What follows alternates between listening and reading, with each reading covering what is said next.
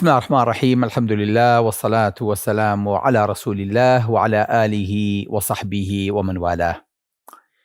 یەکێ لەو شتانەی کە باوکو دایک بێئومێ دەکا ئەوەیە کە لە کاتێکا مناڵەکەی پێ ئەگا ئەبینێ درەنگ پێ ئەگرێ، ئەڵێ بەخوا مە قەت نابێ بە هیچ، درەنگ زمان فێرە بێ و درەنگ قساکە، ئەڵێ بەخوا ئەمەشمان هیچ.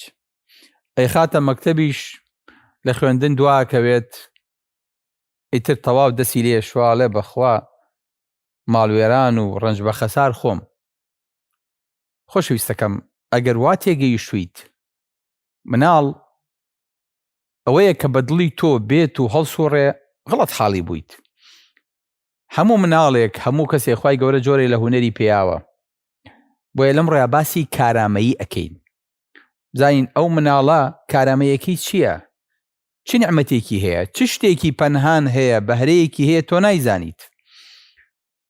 ناکرێ ئەمە مناڵەکانمان کاتێک خستمانە بەردەم خوێندن، لە خوێندنە وەکو پێویست نەبوون وا بە چاوێک سەیریان کەین کە ئەمانە فاشلن، کە ئەمانە دۆڕاون، کە ئەمانە هیچیان بە هیچ نەبووە.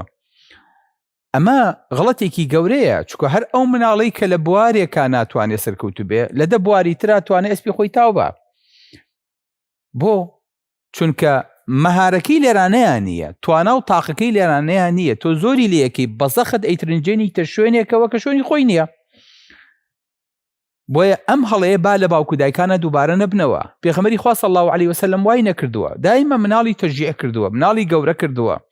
مناڵ مەهارەتەکەی دۆزیوەتەوە بزانێ ئەم مناڵە بۆ چوو ئەخوا، ئینجا بەکاری هێناوە. ئەمە زۆر گرنگە. تۆ سەیری مناڵەکانی خۆکی ئاوە نەڵێیت خوشکەکە و یەکەم بوو دەرەجەی هێنا چووە تۆ تۆژە بێ ئاوا بیت، نەخێر، ئەمە بۆ شتێک کراوە. جاگەر هەموو ماڵەکانمان هەمووی پڕ بێ لە دکتۆر خۆیت، ماڵەکانمان هەبێ بە خەستەخانە، خوای گەورە ژوای نەفەرمووە مستەمعیش ئاوا بڕێوە ناچێ. پێغەمبەری خوا صلی الله علیه وسلم فەرمێ كل ميسر لما خلق له، هەر یەکە بۆ ئەو شوێنە باشە کە خوای گەورە بۆی دروست کردووە.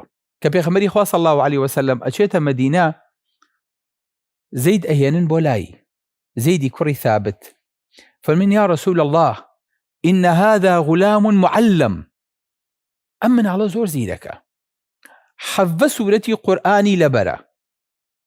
فەرمی پێغەمبەری خوا صلی الله علیه وسلم، فەرمی بۆم بڵێ، فەرمی بۆم وت زۆر دڵی خۆش بوو. فەرمی ئەی زەید، من سیقە بە یەهود ناکەم کە خیانەتم لێ نەکەن لە کاتێکا کتابە نووسین یا کتابم بۆ خوێندنەوە، بچۆ زمانی یەهود فێر بە.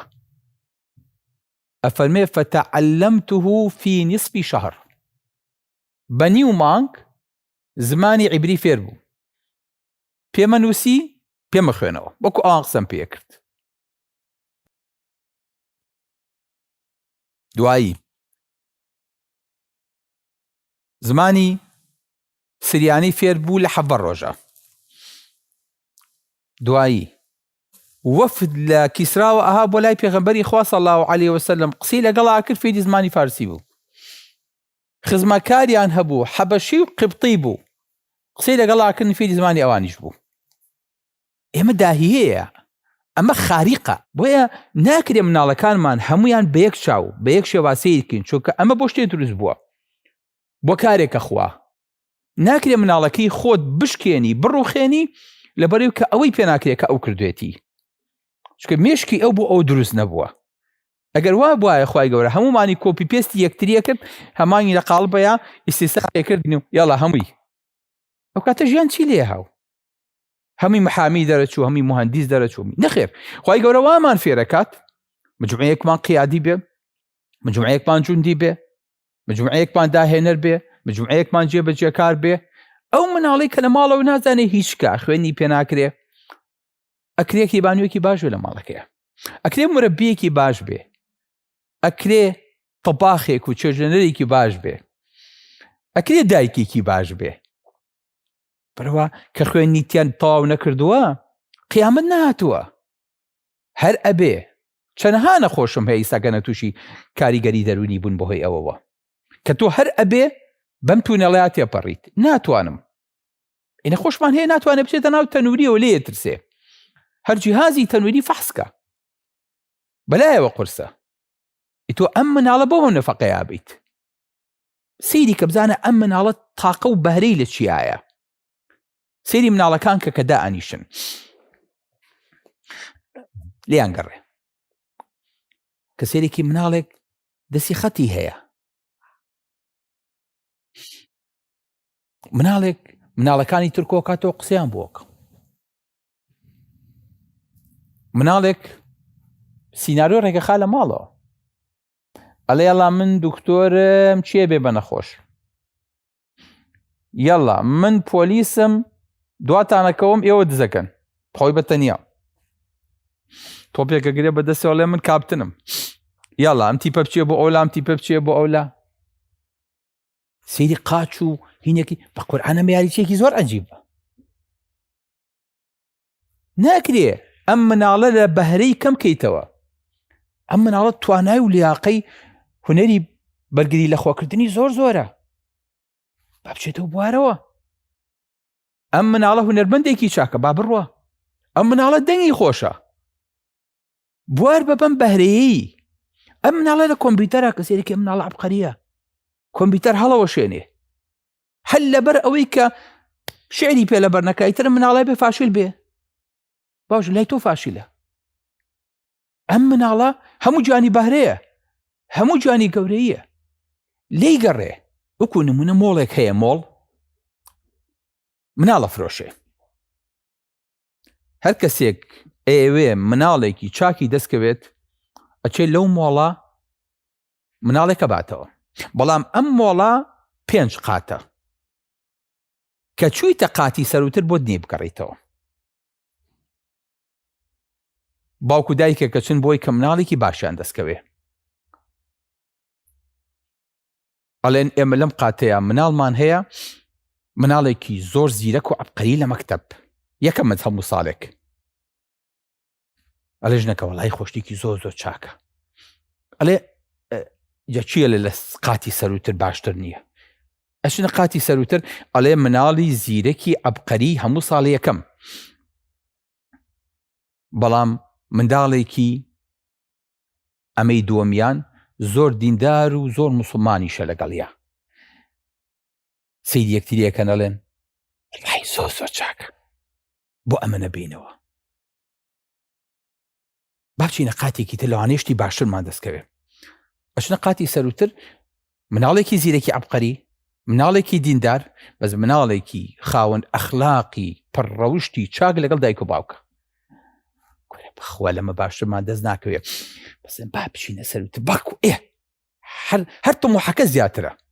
ئەچنە قاتی سەروتر بۆ قاتی 4، ئەڵێ مناڵێکی زیرەک، مناڵێکی بەدین، مناڵێکی بە ئەخلاق، مناڵێکی کاسبکاری بزنسمانی عەقڵ کراوە. ترخۆ لەمە زیاتر چیمان بێ؟ بەس هەر چاوەڕی زیاترەکەن لە مناڵ. با بچینە قاتی 5، کە ئەچنە قاتی 5 ئەڵێن یەخوا بەخێر بێن، ئێوە ژمارە ملیۆن و ئەونن کە هاتوون بۆی کە مناڵێکی چاک برنەوە، بەداخەوە لە قاتی 5 هیچ مناڵێکمان نییە. بۆ ئەم نمونەیە بۆ ئێمەیە دایمە مناڵەکانی خۆمان چاوەڕێی چاکتر باشتر تۆب لە هەموو شتێکە، ئەمە دەست ناکەوێت، ئەمە گەیشتە قاتی 5 و ئەم مناڵی تیانە. بۆیە سەحابەکان تابعین مناڵێکیان کە پێ بگەیشتایە بەلاغەت فەساحەتی هەبوایە، کوڕەکەی ئەبوو ئەیوبی سوختیانی کە خەڵکیان بۆ کۆکردەوە وتاری بۆدان، ئەو ئێوارەیە کردیان بە وەلیمە و داوەتی خەڵکیان کرد، تا مناڵەکەمان وتارەیە. ئیبن الجەوزی ئەفەرمێ 13 ساڵ بوو، مامۆستاکەم خستمەی پێشەوە قسەم بۆ ئەو هەموو خەڵکا کرد. ئەو عالم و ئەو پیاوە گەورەی لێ دەچوو کە ئەو کەڵە پیاوی مێژوو. بۆیە خۆشەویستەکەم هەموو کەسێک ئەمەیە، ضرورە ئێمەی موسڵمان مناڵەکانی خۆمان بەم شێوەیە بناسین. ئەها پێغەمبەری خوا صلی الله علیه وسلم لەسەر منبەرە، حەسەنیە بۆ لای، حەسەنە خاتە سەر منبەرەکە، ئەفەرمێ ئین ابنی هذا سید، الله فما إن ابني هذا سيد ولعل الله أن يصلح به بين فئتين من المسلمين. خواهی گەورە دوو گرۆهی مسلمانانیشی پێی ئیسلاح حەکا و ئاشتی خاتە نێوانیانەوە. ئەوە بوو حەسەن پێنجەم خەلیفەی موسڵمانان بوو، بەڵام کەزانی کێشە دروستە بێ تەنازولی کرد بۆ معاویە، شەڕ و شۆڕی کۆتایی بهێنا. ئەم حەدیثەی پێغەمبەری خوا صلی الله علیه وسلم هەلە مێشکا وتا گەورە بوو کە ئەم مناڵەی من گەورەیە، گەورەیش ئاوایە، ئینسان بە شەڕ و شۆڕ نابێ بە گەورە. حەدیثەکەی پێغەمبەری خوا صلی الله علیه وسلم پاش چەند ساڵ هاتە دی فەرمی خوای گەورە ئاشتەوایی لە بینی موسڵمانانە پێسازەیە فعلا ئەو حەسەنە بوو کە لەسەر مینبەر پێغەمبەری خوا صلی الله علیه وسلم هەڵی نابوو، هانی دابوو، وەصفی کردبوو و سەحابەکان هەمیان ناسیبیان، هەر چاوەڕێی ئەوەشیان لێ کرد. ئەخر پێغەمبەری خوش خۆی وابوو صلی الله علیه وسلم، فەرمی مەجلیسێکیان ساز کردبوو لە پەنای کەعبەیە بۆ عەبدولموتەلیب هەموو جارێک، کوڕەکانی مەیسەکەیان بۆ دائەنا بۆ ئەوەی کە باوکیان لەسەری دانیشە، کەس بۆی نەبوو لەسەر مەیسەکەی عەبدولموتەلیب دانیشە وەکو مەیسێکی ئاوا.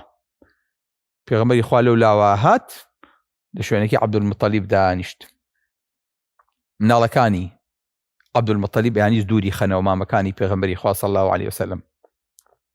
عەبدولموتەلیب فەرموو دعوا ابني إن لابني هذا شأنه، فهذا کوڕەکەم بێنن بە پێغەمبەری خوایە بوو کوڕەکەم کاتە مناڵێ بوو، فەرمی ئەم مناڵە شان و شەوکەتێکی لە دنیایە، بە مجرەدەوەی کە شوێنێکیان دانابوو پێغەمبەری خوا جورئەتی ئەوەیە کە بێ لەسەر ئەم عەرشە دانیشێ.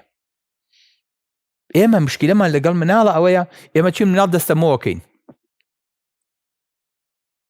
مناڵ ئاوە عەقڵە ئەوە مناڵە نەخێرەوە مناڵەکە بێ ئابێرانەیە دانیشێت لەسەر شوێنەکەی من بچێتە ئەوێ بگەڕێ شوێ بەرزە سەیریکە، ئەو مهمە. بەڵام لەوە مهمتر ئەوەیە ئەم دایک و باوکە چۆن بتوانن تاقە لە مناڵی خۆیانە بدۆزنەوە، مناڵەکەیان نەڕوخێنن، بەڵکو مناڵەکەیان بەردەوام بە قوربان و بە ساقە و شتێکی هێنایەوە. ئێمە مشکلەکەمانەوەیە کە کارتەکەمان بۆێنەوە سەیریکە دیسان لە بیرکاریە خراپ ناڵین ئای دەستی خۆش بێ ماشەڵڵا ها وەرئافرە سەیریکە سەیری دەرەجی لوغاتەکەی کە ئەنگلیزی و عەرەبی و کوردی ماشەڵڵای لێ بزان چەند دەرەجی هێناوە، ئەوە شڵا بیرکارێکە شاکە بێ مادەم ئەوانی تر مێژوو جوغرافیە و دەرزەکانی ترمان فولە زانستمان باشە ئەوە چییە؟ ئەوە حرکورە زۆر ئاست ئێمە یگرین بۆ خاڵەوە جاوەڵا خوا بڕاتەپی پیانایی بە هیچ نابیت سەیریکە ها لەوەیە دەرنەچویت لەوە دەرەجەکە و خراپ. ئەمە غەڵەتێکی قاتیلە قەت نەکەنەمە لەگەڵ مناڵەکانتانە بکەن.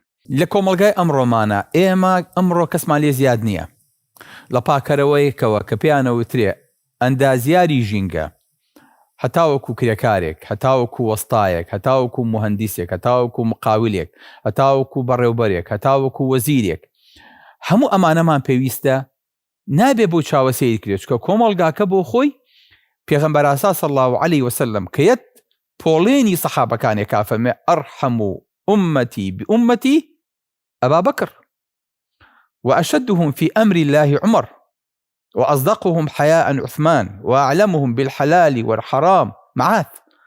سيدي كتشن جوان پیغمبری خوا صلی الله علیه وسلم صحابه كاني جا كاتوا هل يكيان فما أبو بكر تو هر آوا برحم با، عمر توش هر آوا حريص بلا سديني خواهي قورا، عثمان حياكي تو زور ليو جوانا، معاذ توش هارزاي حرام وحلالي توش لروجي قيامتا بهنگاوێکی زۆر لە پێش عولەمایانەوە ئەڕۆیت کاتێکا گەنجێ بوو.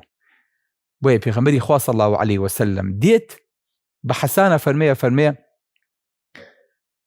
بەرگریکە شعر بڵێ قسەیان پێ بڵێ جبریل لەگەڵتە، یعنی نەک بە تەشجیعی خۆیەوە ناوەستێ تەشجیعەکە فەرمێ ئین ڕوح القدس معك، یان لە حەدیثێکا فەرمێ جبریل فەرمێ ڕوحی قودوس کە جبریلە ئەفەرمێ لەگەڵتە و لە پشتە و یارمەتیت هەیە. بۆیە خۆشەویستەکانم ئاگاتان لێی بێ هەر یەکە و خوای گەورە لە دنیاە جۆرێک لە هونەری پێداوە ئەتوانێت لەو بوارەیە ئەسپی خۆی تاوبە. لەوانەیە ئەم مناڵی تۆ لە ئیشەکەی خۆیان سەرکەوتوو نەبێ بە دکتۆر، بەڵام بیسنسمانێکی لە دەرچێ گەورەترین خەستەخانە بکاتەوە سەدەها دکتۆر واستەی لا بکەن هەتاوەکو لێدایە مەسرێنێ. لەبەرەوە هەموو خزمەتێک بۆ نابێ ئینسان خاوەن شەهادە بێ، بەعکسەوە ئەمڕۆ لەم سەدەیە بای شەهادە زۆر کەم بۆتەوە، بەڵکو ئەمڕۆ سەیری دەست و پەنجە و کارامەیی ئینسانەکانەکرێ. لەبەرەوەی هیوادارین ئینشاءالله هەر لە مناڵەیە پێش گەورە بوون بتوانین بەهرە و تواناکان لە مناڵەکانی خۆمانە بدۆزینەوە بۆ ئەوەی کە بۆ ئاراستەیە هانیان بدەین و دروستیان کەینەوە پێیان گەێنین و دواتریش سوودیان بۆ خۆیان و بۆ ئێمە بۆ کۆمەلگاکەش لێ بکەوێتەوە. سلام علیکم وەرەحمەتوڵڵاهی وبەرەکاتوه.